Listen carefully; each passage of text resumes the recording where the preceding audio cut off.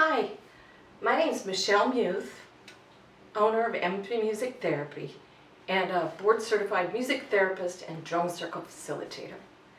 I'm here today to just do a quick video on instruments you can find in your home. And there are so many possibilities.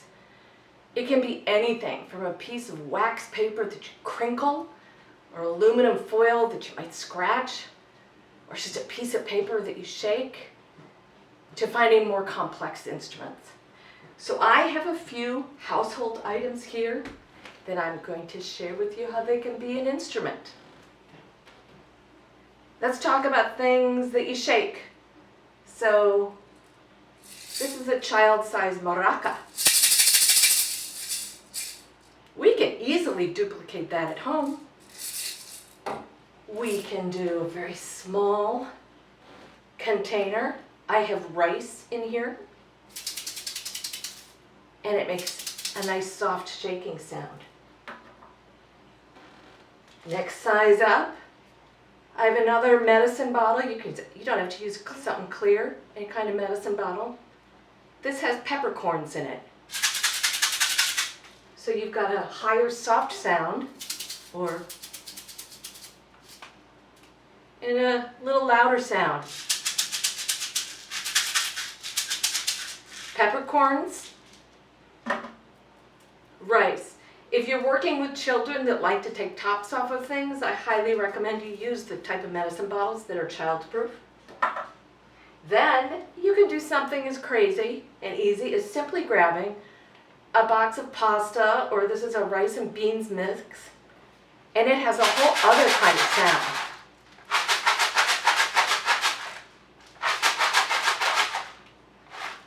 So if you have a child that might want to take this open, perhaps tape the seams just to make sure, or they get really excited shaking it.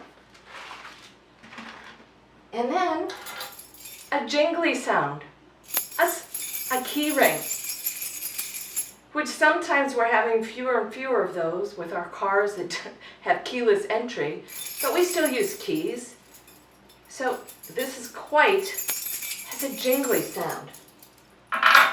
So these are options for shakers, and there's so many more you can find in your house. These are just some samples. And now I've got things that we can tap or hit. So these are things you shake, because percussion is divided into a number of groups. Things that you could shake, things that you hit or tap, and things that you scrape. And these are things, remember, we have things that you can shake, and now we have things that you can tap and some you can scrape. Those are all parts of different types of percussion. So here I have this colander with feet that I can sit on its feet, and I'm going to use a chopstick and just explore it. So different kinds of sounds.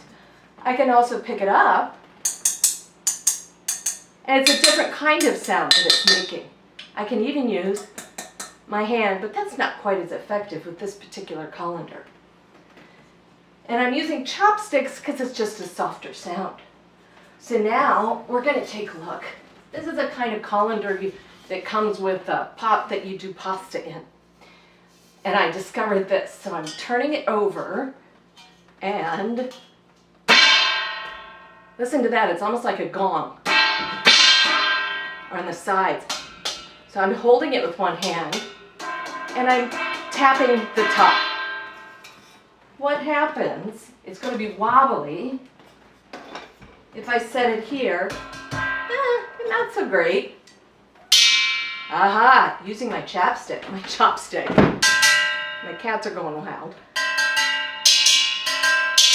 If you don't like quite that sharp a sound, you can use a rubber spatula.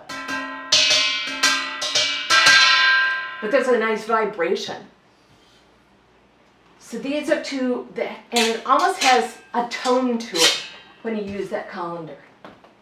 And I'm sure everybody's used to using your saucepan. And I'm not using any type of metal utensil to to play on things because that sound would just be way too sharp. But I have chopsticks I've gotten from the Chinese when we do Chinese takeout. This old wooden spoon and my rubber spatula.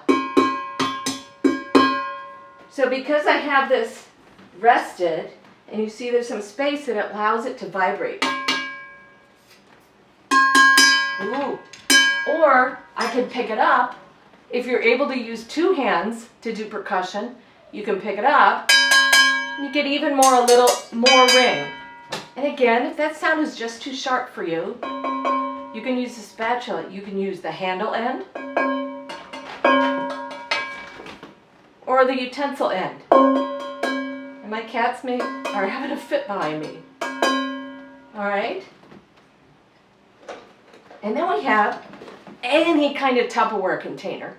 This one's a little shallow. Deeper ones are going to bring a deeper sound.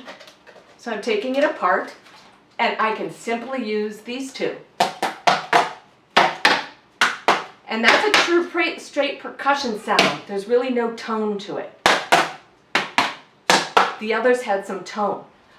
Or I could keep the top off, tip it over, and that is a little bit deeper sound. More sound. And we'll do it with the bigger spoon.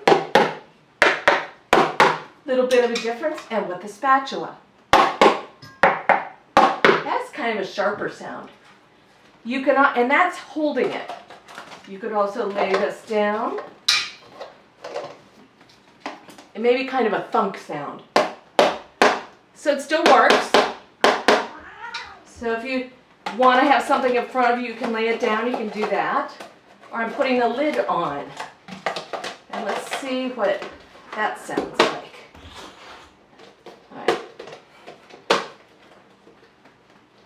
If it'll go on. Let's see. Tupperware is always fun that way.